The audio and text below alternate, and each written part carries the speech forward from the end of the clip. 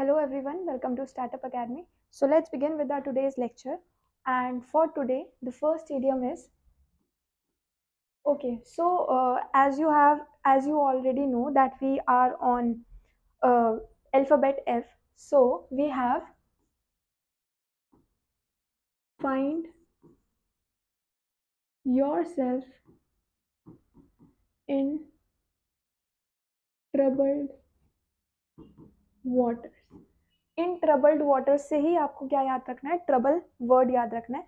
जब भी आप ट्रबल वर्ड याद रखोगे, ट्रबल मतलब leading to a difficult situation, तो आप कह सकते हो डिफिकल्ट सिचुएशन या फिर डिफिकल्ट टाइम और टाइम. ठीक है, मतलब डिफिकल्ट सिचुएशन में अगर आप हो तो you will say you are in troubled water, और if you will say that you are in difficult time, then also you can use this idiom which says that find yourself in troubled water. So we can say that after losing his job, he found himself in troubled waters financially. Financially कैसे, मतलब problem हुई क्योंकि उसकी जो job थी that was lost, तो उसने अपनी जॉब खो दी. उसके बाद उसको क्या हुआ, उसको फाइनेंशियल क्राइसिस होने लगे. ठीक है, तो उसी से हमने बोला क्या, he found himself in troubled water. So you can say that in troubled, he found himself in troubled waters. ठीक है, this was the first sentence. If we frame the second sentence, we can say that the company was in troubled waters after the scandal was revealed. मतलब जो company का scandal था, अब वो सबके सामने आ गया था, रिवील हो गया था, तो इस वजह से the company was in troubled waters. ठीक है, सो like this you can frame sentences on the very first idiom for today which says finding yourself in troubled water. Trouble water, trouble मतलब यहीं से आप रेफर कर सकते हो. ट्रबल को मतलब क्या, कोई डिफिकल्ट सिचुएशन आ गई है, ट्रबल आ गया है कोई. ठीक है, तो this was your first idiom. Moving on to the next idiom, we have the second idiom which says fight your own battles. मतलब अपनी लड़ाई खुद लड़ना without taking help of someone. ठीक है, तो अपनी लड़ाई को खुद लड़ने के लिए हम क्या बोलेंगे, फाइटिंग योर ओन बैटल. बहुत इजी सा मतलब है और बहुत ज़्यादा सुना भी होगा आप लोगों ने. तो we can say that don't intervene,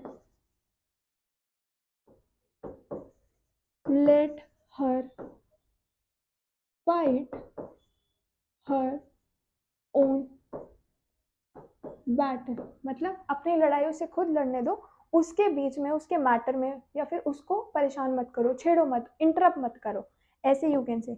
या फिर आप कह सकते हो that I should learn to fight my own battles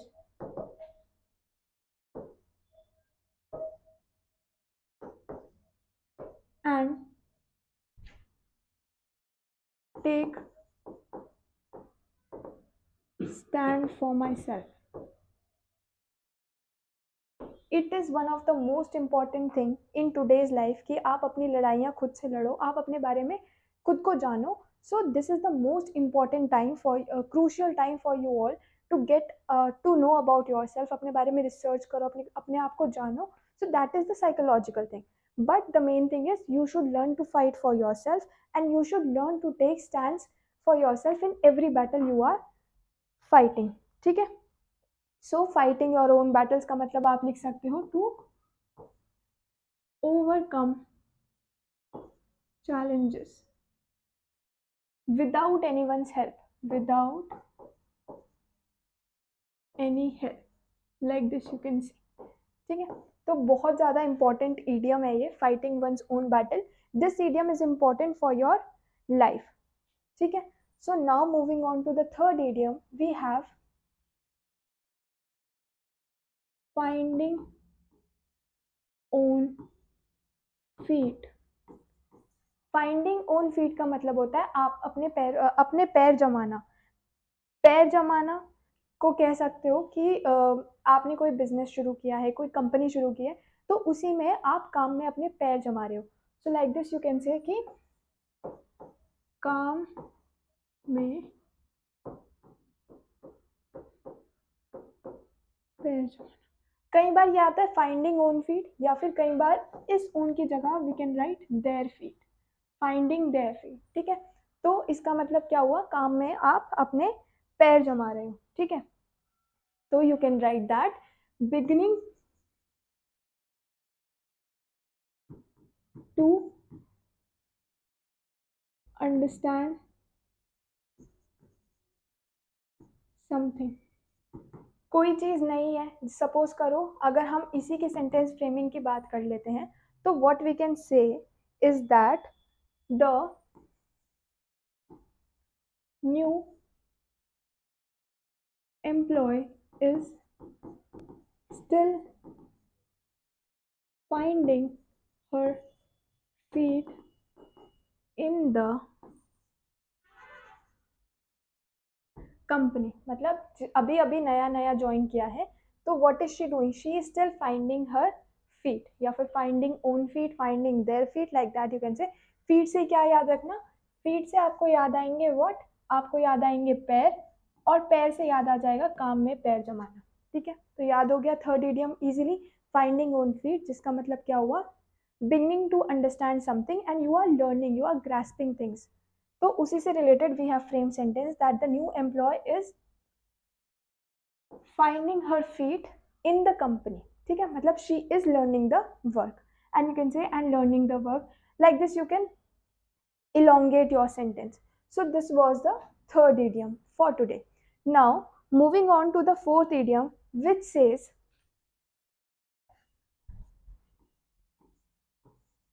fire in one's belly.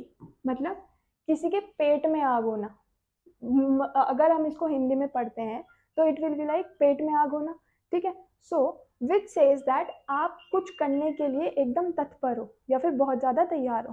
ठीक है. सो दैट रेफर्स टू किसी के पेट में आग होना. तो उसके लिए आप क्या प्लेस कर सकते हैं, you can say that determination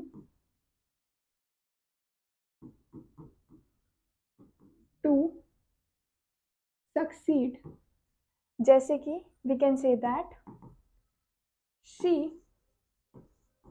was, नहीं नहीं नहीं ऐसे नहीं, she had a fire in her belly to become a successful to become successful लिख लेते हैं, to become successful in her life.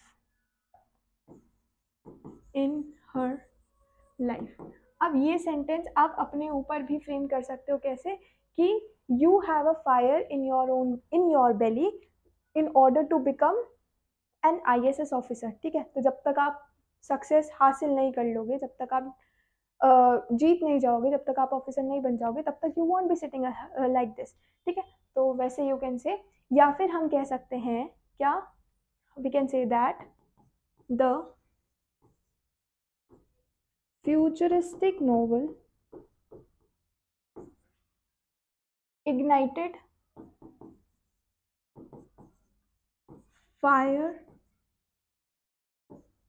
in her belly and she started writing her sci-fi fictions. आप में से कितने लोग हैं जो बहुत ज़्यादा नॉवेल्स पढ़ते हैं, तो दे विल नो कि इस साई-फाई का मतलब क्या हुआ, फ्यूचरिस्टिक नॉवेल्स का मतलब क्या हुआ। फ्यूचरिस्टिक नॉवेल्स का मतलब हुआ कुछ ऐसी नॉवेल्स जो फ्यूचर के ऊपर डिपेंड है, जो फ्यूचर प्रिडिक्ट करना चाहती हैं, जो फ्यूचर में आने वाले इंसिडेंट्स या इवेंट्स को थोड़ा सा कह सकते हैं रीडर्स तक पहुंचाती है, ठीक है। So that refers to your futuristic novel. Sci-fi fiction का मतलब होता है something that is related to science fictional, ठीक है। तो जैसे आपने एक स्टोरी भी पढ़ी होगी कि a summer in a day is a most famous story, जो कि साई-फाई फिक्शन से ही रिलेटेड है। So that is also a good story. If you want to read, you can read it out. It will be available on Google itself. You can type a summer in a day. I don't remember the name of the author, but yeah, you can check it on Google, ठीक है। So fire in one's belly का मतलब हो गया you are determined to do something, you are determined to achieve success or do something in life. So यहाँ पर एक लड़की है जिसको क्या होना है, सक्सेसफुल होना है लाइफ में, and there's another body which says that futuristic novel ने उसके दिमाग में क्या कर दिया, फायर इन हर बेली, तो उसने क्या किया, अपना नॉवेल्स लिखने शुरू कर दिए। या फिर we can say that third also you can write which says that the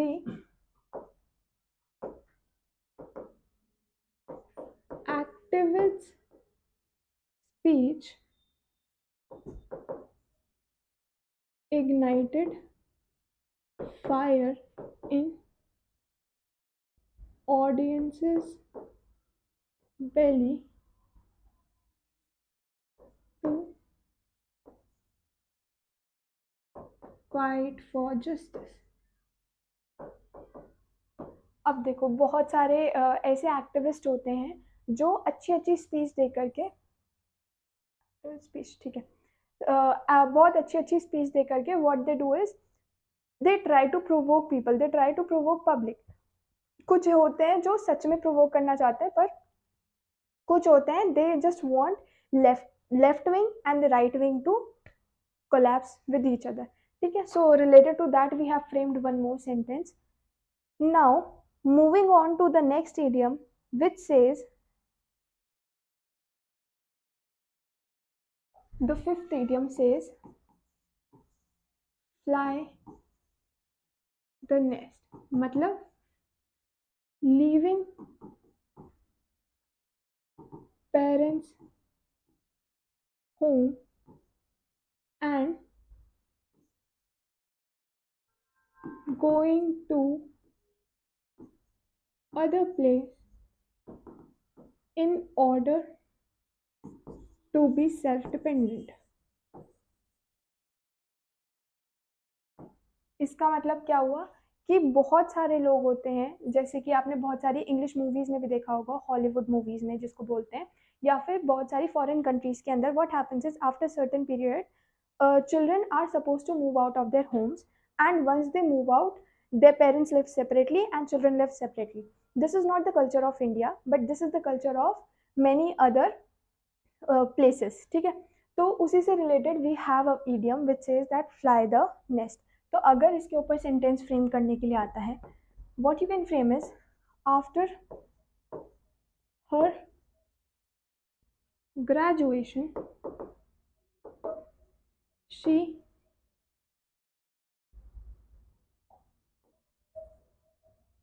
flew the nest and moved to the new city. मतलब ग्रेजुएशन खत्म करने के तुरंत बाद क्या हुआ, she moved away from her parents and family. बहुत सारे लोग करते हैं आजकल, but they are not completely self dependent. Self dependent तो नहीं होते because they are moving to study और टू गेन नॉलेज और समथिंग लाइक दैट, किसी काम से जाते हैं। पर मोस्टली यहाँ पर इसका क्या मतलब है, सेल्फ डिपेंडेंट होने का, जो कि आपको कहाँ दिखेगा, फॉरेन स्टेट्स में मिलेगा, ठीक है। So now moving on to the next idiom which says, the sixth idiom, yeah, the sixth idiom for today says fire the imagination। Fire the imagination का मतलब है किसी को इस हद तक सोचने के लिए मजबूर कर देना कि वो सोचे कि कितना एक्साइटिंग होगा, कितना इंटरेस्टिंग होगा, कितना सुंदर होगा, like that you are doing things. तो what we can say is to make others excited over something. जैसे कि we can say that the art pieces in the art gallery fired the imagination fired the imagination of audience who came to see the art. मतलब क्या हुआ कि जो लोग art देखने आए थे आर्ट गैलरी के अंदर, वहां पर जो डिपिक्शन था, डिपिक्शन ऑफ द पिक्चर्स, वो कैसा था, that was like firing the imagination. मतलब लोगों को देखने के लिए बहुत ज़्यादा मजबूर कर दिया, या फिर आप कह सकते हो कि लोगों को इतना ज़्यादा प्रभावित कर दिया उसने कि कुछ लोग सोचने लगे we can also paint, we will have to buy this. तो ऐसा हो जाता है, ठीक है. So that you can say is that firing one's own imagination. यहाँ पर अभी हमने एक पहले सेंटेंस किया था. The sentence was, yeah, here. The futuristic novel ignited fire in her belly. ये भी लिख सकते हो, या फिर इसी के साथ you can write another idiom that we just did, which says that what? Fire the imagination. होता है ना कि अगर आपने किसी आईएएस की कोई वीडियो देख ली है, कोई इंटरव्यू देख लिया है, तो आपके दिमाग में भी आता है कि अरे ये तो हम भी कर सकते हैं, ये तो हम भी बन जाएंगे. Then you start preparing yourself. ठीक है. तो वैसा ही हुआ था इसके साथ भी. इसने कोई एक फ्यूचरिस्टिक नॉवल पढ़ लिया, उसे पढ़ के बहुत ज़्यादा मजा आ गया. मतलब इमेजिनेशन ऐसी हो गई कि अरे वाह ये कर लेंगे तो पता नहीं क्या ही हो जाएगा, बहुत अच्छी चीज़ें कर लेते हैं, दो it is a nice thing. तो she started writing her own sci-fi fiction. Therefore we can frame sentence either fire in her belly, क्योंकि उसे बहुत अच्छा नॉवल राइटर बनना था इसके लिए, या फिर we can say that fire the imagination because her imagination was fired when she read about this futuristic novel, जिसकी वजह से she was inspired to write her own sci-fi fiction. ठीक है. तो दोनों तरीके से you can frame the sentence. Now this was the fire imagination sentence which says that art pieces in gallery ने बहुत ज़्यादा उत्साहित कर दिया सबको. ठीक है. Next moving on forward we have the seventh idiom which says flash in pan. Flash in pan का मतलब होता है कि कोई भी चीज़ जो बहुत ज़्यादा शॉर्ट लिव्ड हो, कोई भी अच्छी चीज़, क्योंकि पैन में क्या बनता है, पैन केक्स बनते हैं. अब पैन से आप क्या याद रखना, पैन से याद रखना cakes, and pancakes are beautiful thing or we can say good taste good. ठीक है. तो उसी से क्या याद हो जाएगा, अच्छी चीजें हो रही हैं. बट क्योंकि फ्लैश है, flash refers to short time, इसको लिख सकते हो शॉर्ट टाइम. तो जब भी फ्लैश इन पैन आएगा, pan refers to cake, cakes are good, flash refers to short time. तो मतलब कोई भी ऐसी पॉपुलैरिटी या कोई भी समथिंग, कोई भी अच्छी सी चीज जो बहुत ज्यादा शॉर्ट लिव्ड है, तो that refers to something which is short lived. उसको हम बोलेंगे क्या, we will call it out flash in pan. ठीक है. तो in order to frame it sentence, बहुत अच्छे अच्छे sentences बन सकते हैं इसके ऊपर. जैसे कि क्या, किसी भी एक्टिविस्ट के ऊपर you can frame, politician के ऊपर you can frame. So like this you can say, so I will say it like the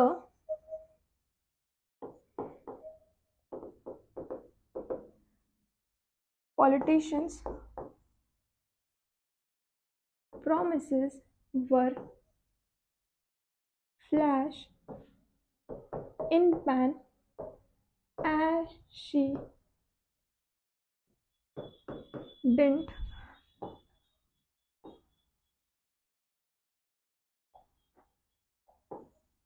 deliver on her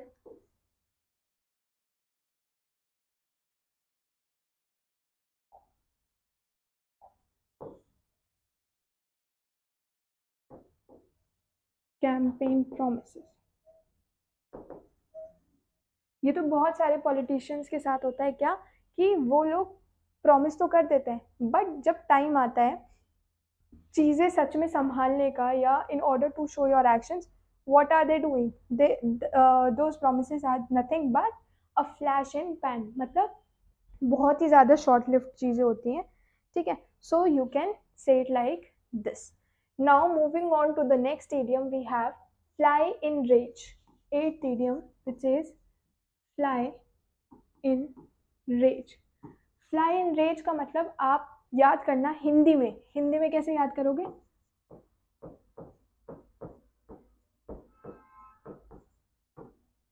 आग बबूला, ठीक है.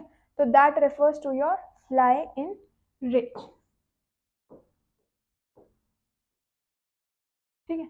तो उसके लिए आपको क्या याद रखना है, आग बबूला होना मतलब वेरी एंग्री, या फिर कह सकते हो आप क्या, extremely angry.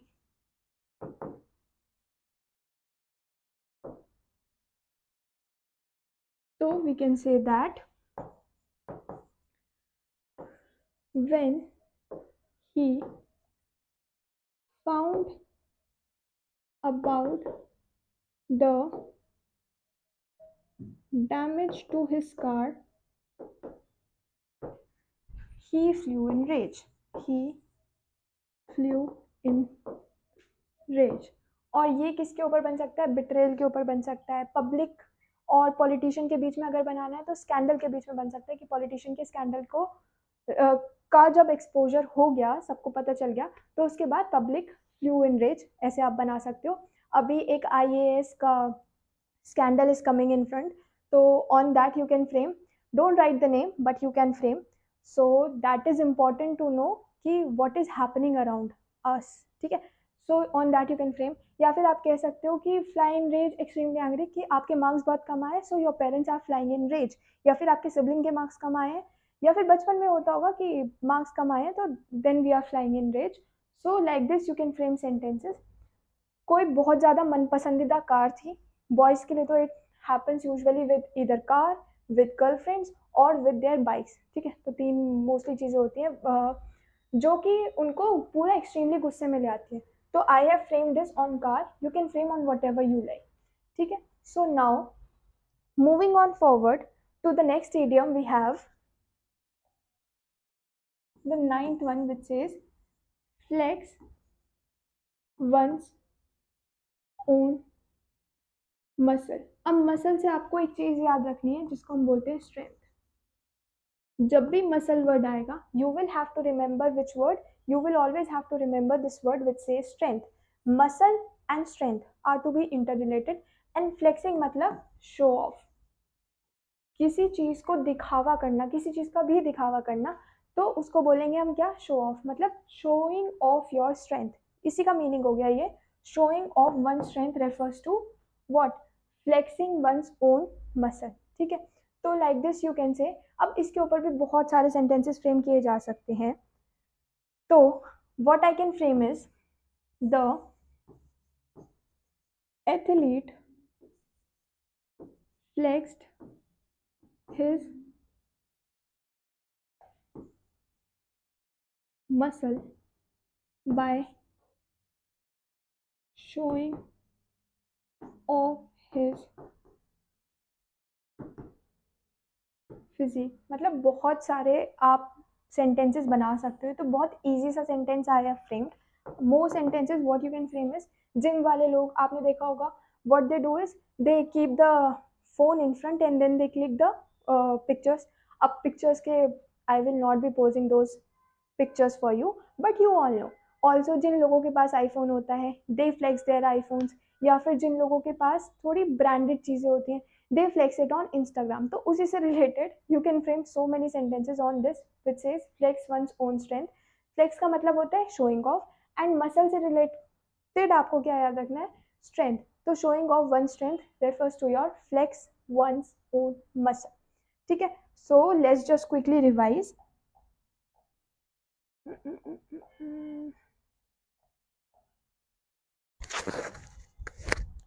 Okay, we have find yourself in trouble water. Trouble water मतलब कि आप किसी भी डिफिकल्ट सिचुएशन के अंदर हो तो उसी से रिलेटेड आप सेंटेंसेस फ्रेम करोगे। जैसे कि आप कह सकते हो कि जॉब चली गई है, यू आर इन ट्रबल। कोई स्कैंडल रिवील हो गया है, you are in trouble. Cheating करते हुए पकड़े गए हो, you are in trouble, like this. ठीक है। Then we have fight your own battle, जो कि बहुत ज़्यादा इंपॉर्टेंट है as a life long lesson, आप उसको याद भी कर सकते हो और इसके अंदर ज़्यादा कुछ समझाने वाली बात है भी नहीं। Next we have is finding own speed, मतलब काम में आप पैर जमाना धीरे धीरे शुरू कर रहे हो। अगर आपने आईएएस की प्रिपरेशन शुरू कर दी है तो आपको धीरे धीरे समझ में आ रहा है कि हाँ मुझे ऐसे पढ़ना है, ये चीज़ इंक्लूड करनी है या फिर वो चीज़ एक्सक्लूड करनी है। So things will get better by better day by day, पर उसके लिए क्या होना पड़ेगा, यू शुड बी कंसिस्टेंट। ठीक है।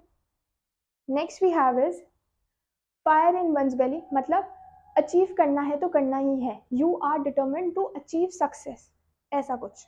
Then we have is fly the nest. Fly the nest का मतलब हो गया घर बार छोड़ छाड़ के चले जाना। ठीक है। Then we have is fire the imagination, मतलब किसी के दिमाग के अंदर कुछ इतना अच्छा आपने इंटरेस्टिंग पैदा कर दिया या फिर इतना एक्साइटिंग बना दिया उस चीज़ को, तो उसको क्या बोलोगे आप, you will say it fire the imagination. Then we have is flash in pan. Flash का मतलब बहुत छोटे टाइम के लिए, पैन से हमने याद किया था pan cake which means good, तो मतलब कुछ अच्छा हो रहा है, पॉपुलैरिटी मिल रही है, but for a very small period of time. ठीक है। तो उसी से हमने एक पॉलिटिशियन के ऊपर बनाया है। आप बना सकते हो किसी के ऊपर भी, मतलब कंपनी ने जब काम दिया था या कंपनी ने जब नए नए एम्प्लॉय ने जब कंपनी ज्वाइन की थी तो तब उसको बोला गया था ज़्यादा काम नहीं होगा, so that was a flash in pan, क्योंकि उसके बाद उससे क्या किया, बहुत ज़्यादा ओवर टाइम काम कराने लगा, so that can be refer to as flash in pan. Then we have is fly in rage, मतलब आग बबूला हो जाना, एकदम गुस्से में इधर उधर मंडराना, that refers to flying in rage. Then we have flex one's own muscle, जिसका मतलब होता है आपको अपनी स्ट्रेंथ का शो ऑफ करना है। स्ट्रेंथ कैन बी एनीथिंग, ज़रूरी नहीं है कि क्या ही स्ट्रेंथ है, स्ट्रेंथ कुछ भी हो सकती है। आपकी पढ़ाई का शो ऑफ कर सकते हो, अपनी डिग्रीज का शो ऑफ कर सकते हो, या फिर अगर आपके पास बहुत सारे अवार्ड्स हैं किसी भी एक्टिविटी के अंदर, उसका शो ऑफ करना। सो that is again flexing one's own muscle. So this was all for today. Thank you. Do subscribe to our channel and keep loving our videos.